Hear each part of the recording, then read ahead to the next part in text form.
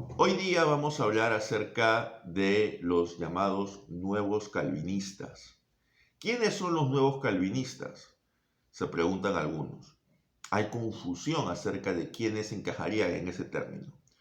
Bueno, en el video anterior hablamos de que las iglesias reformadas o calvinistas suscriben una confesión de fe y o catecismos, ya sea el catecismo de Heidelberg, la confesión de fe de Westminster, la confesión de fe belga. Alguna iglesia en Europa puede suscribir la segunda confesión de fe helvética, etc. Entonces, dentro de toda esta gama de confesionalidad reformada, los nuevos calvinistas no se decantan por ninguna. Los nuevos calvinistas, allí hay una primera característica de ellos, es su aconfesionalidad. Ellos no suscriben ninguna confesión de fe.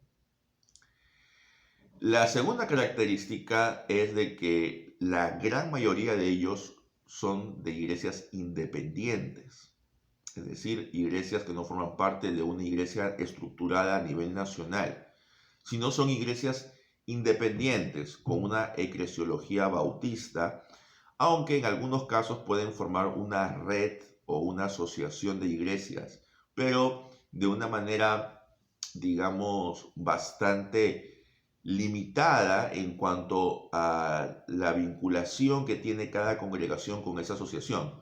Básicamente, cada congregación es autónoma en elegir sus propios líderes, en administrar sus propias cuentas y pues en la enseñanza que da. Lo único que los une sería pues algunos puntos doctrinales claves. Y allí vamos a ir al hecho de por qué se les llama nuevos calvinistas. Se les llama nuevos calvinistas porque ellos confiesan que creen en los llamados 5 puntos del calvinismo, que en inglés el acrónimo es TULIP.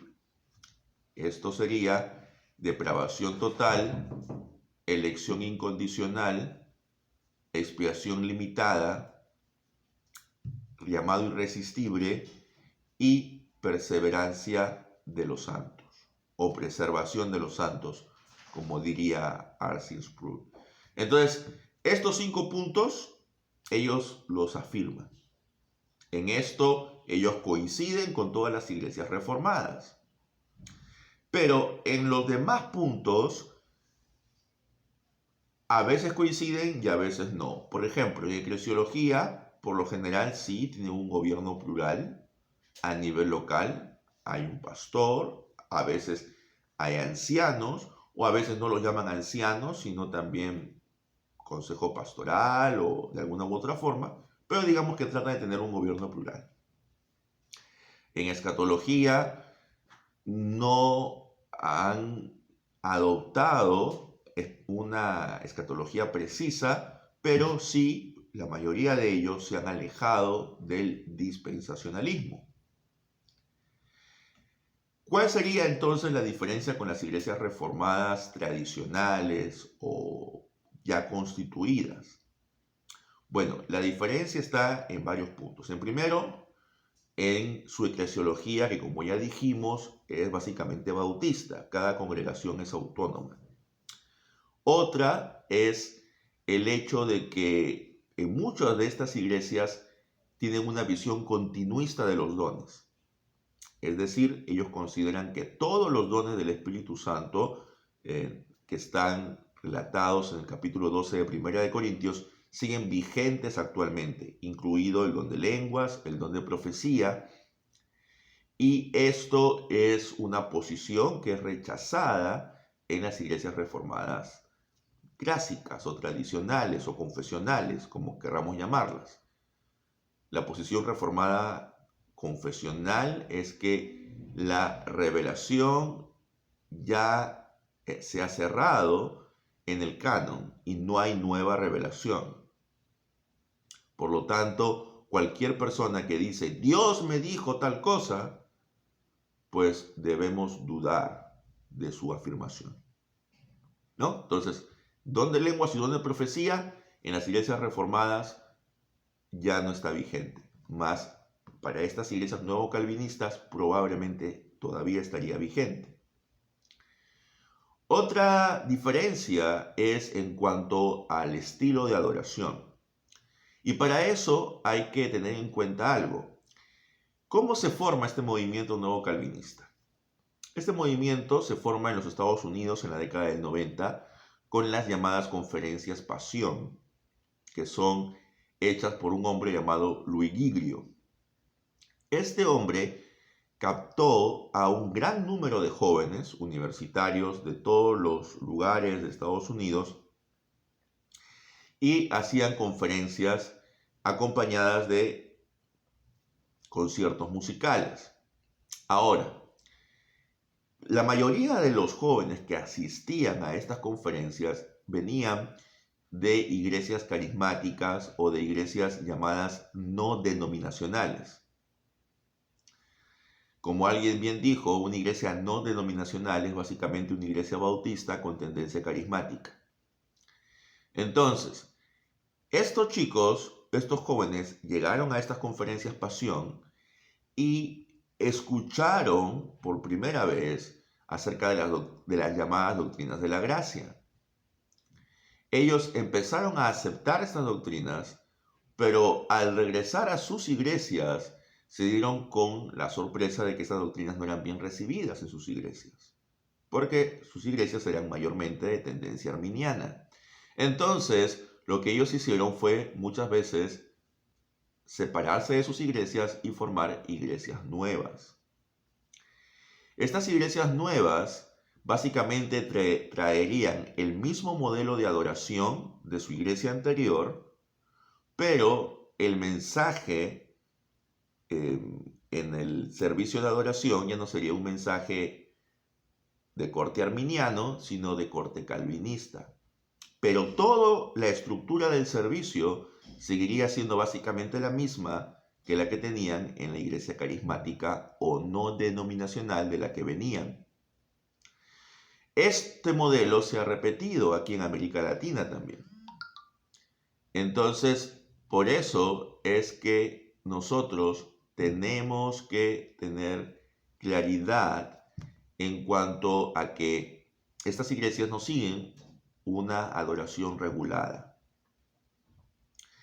Otra diferencia es que en las iglesias reformadas confesionales, por lo general el ministro o pastor es una persona que ha cursado estudios teológicos. Mientras que en estas iglesias, al ser independientes, el pastor básicamente puede ser cualquier persona que ellos consideren, aun si no ha estudiado de manera formal teología. Esto es, ¿por qué? Porque básicamente es el mismo modelo que ellos han visto de las iglesias de las que vienen. Entonces, en resumidas cuentas, ¿qué es una iglesia nuevo calvinista? Es una iglesia que afirma los 5 puntos del calvinismo, que en muchos casos tiene un gobierno plural, con pastor y ancianos, o pastores en general, y que no tiene una escatología dispensacional, pero al mismo tiempo no, tiene una visión continuista de los dones, tiene un estilo de adoración contemporáneo o incluso carismático, y tiene una visión de iglesia muy independiente. Y ellos ponen un gran énfasis en lo que es hacer misión, hacer evangelismo, a veces usando las mismas técnicas que usaban en las iglesias de las que vienen.